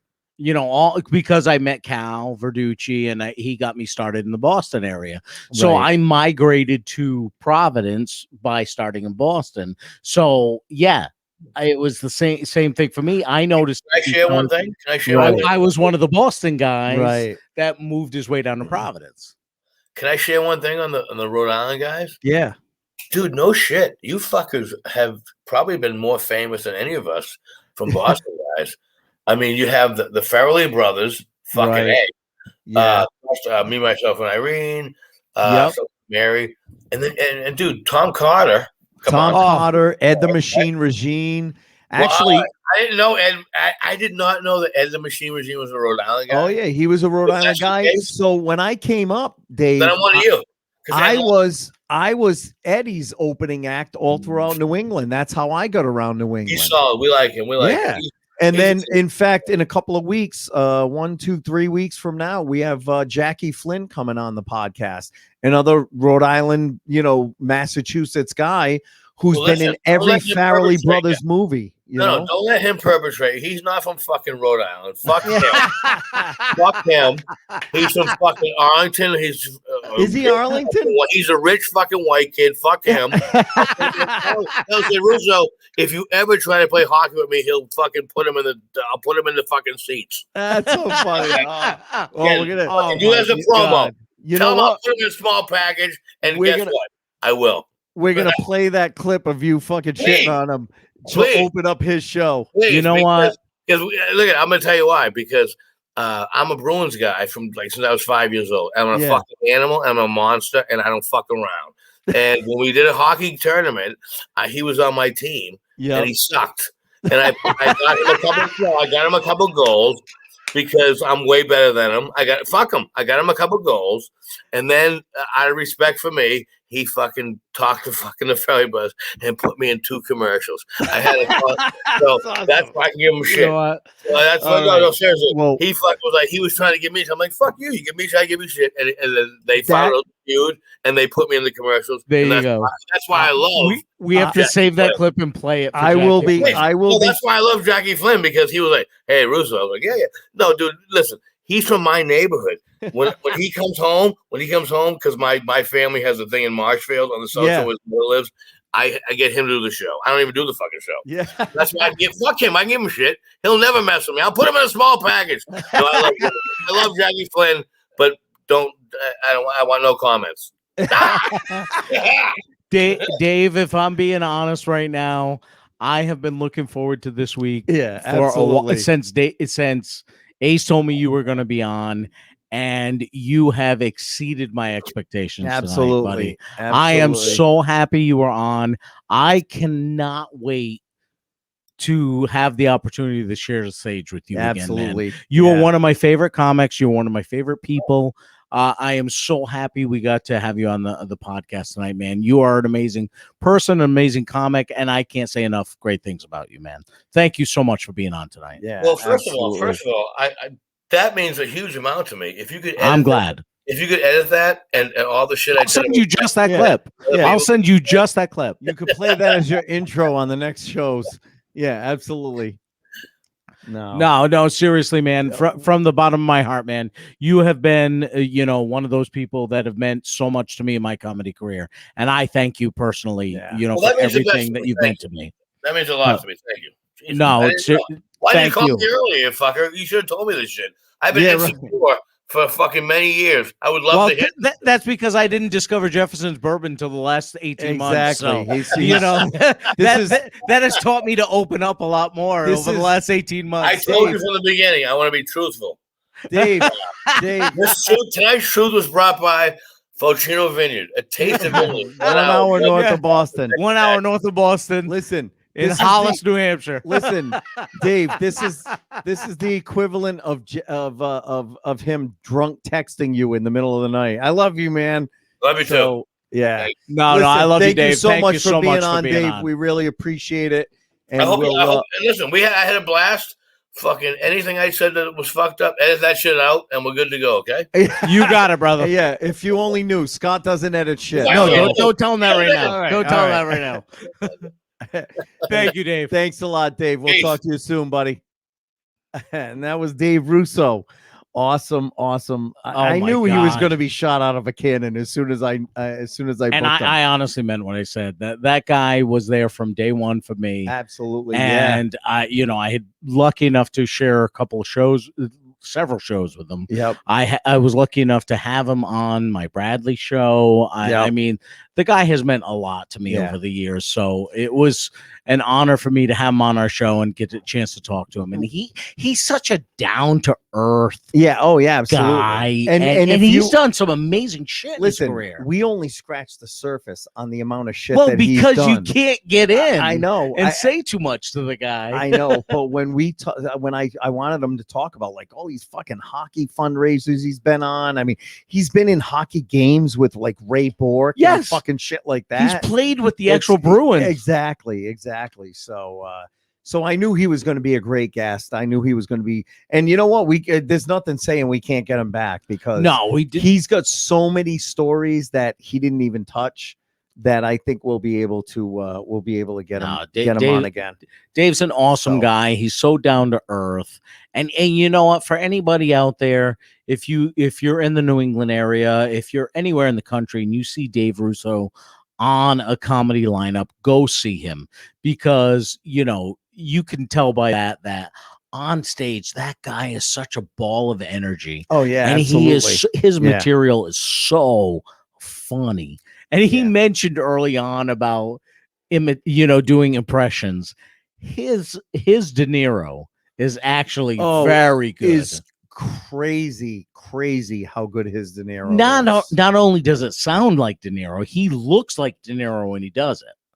Yeah, oh, absolutely. He looks just like him. Yeah, exactly. He nails it. But and I don't want to give away any of his material, but his closing bit is one of the funniest bits I've ever seen. Oh yeah. Oh, I know. That slow motion. The slow motion he does. And all the stuff he talks about being homeschooled and shit like that. Oh my God. He is a great Boston fantastic comic. So definitely check Dave out if you get a chance. And Ace, thank you so much for getting him booked on the show tonight. Listen, because to me that was like, you've had many moments on the show where you get to talk to some of these guys, like when you had Ed Regine on, right? People that influenced me, right? And get someone that influenced you. He was one of those guys that really influenced me, because that first night I was on, when I got off stage, and he said, "No, that was really good for a first time, man. You didn't seem like it was a first time," and he was so encouraging, and he was cool, and that, because if I walked off stage that first night and they went, "Yeah, man, I'd try something else." Yeah, right. It'd be a totally different story right now. But he was like, this was so a guy supportive. and because I watched his set afterwards and he crushed. Yeah, and this was a guy that said, "That was some funny stuff you had," and I was like, "Oh my God, this was awesome." So for him to still to this day, for me to be able to talk to him and feel like we're friends was awesome. Yeah. It was just so cool. Absolutely. So cool. Well, so for all of you that joined us tonight live, thank you so much. I love that we get to do this on Wednesday nights live now. Yeah, it's absolutely. such a cool new thing that we get to do. And listen, if you're listening out there and you haven't had a chance to check it live, right? We're on Twitch TV. Drinks, Jokes, and Storytelling is the channel. If Drinks, you go to Jokes, the letter N. Yep. Storytelling. Or Aceito 68 is our channel itself. Right. But either way, if you go onto Twitch, download the app. It's twitchtv.com. You can get it from Google, from Android, from Apple. Just download the app. And then look for Drinks, Jokes, and Storytelling or Aceito 68, and you'll be able to subscribe to the channel. And and on Drinks, Jokes, and Storytelling, there's a ton of great shows on here. We've got a great show that leads into ours. Tons of great shows all throughout the week. But we're on every Wednesday night, 8:30 till, we say 9:30, but here it is at 10:22, and we're still on.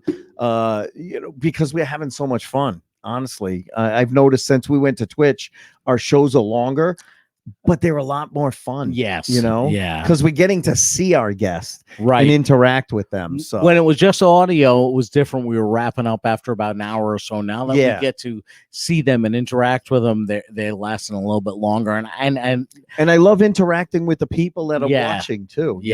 Every once in a while you'll see me look down, and it's because I'm typing in and interacting with the folks that are watching. So we really appreciate it. Please continue to tell your friends about us. Tune in if you have some time, 8:30 p.m. Eastern Standard Time on Twitch.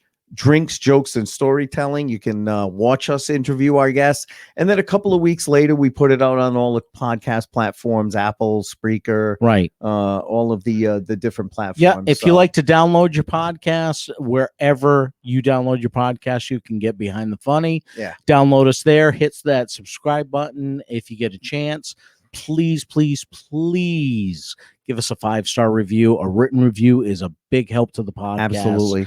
Don't forget to share us with your friends if you like the podcast. All of those things are a great way to help us. And you know what? It only costs you a few moments of your time. Absolutely. It doesn't even cost you any shekels, as Scott likes to say. I love shekels. I know you do. Someday we'll make shekels. Because one of my favorite podcasts, Mark Maron, he says shekel. He says shekel. But he's actually Jewish, so he could get away with it. I know. We're an Irish guy and an Italian guy. Irish and Italian, we should say shekels. But, exactly. Hey. Well, listen, we really, really appreciate it. Please tune in next week.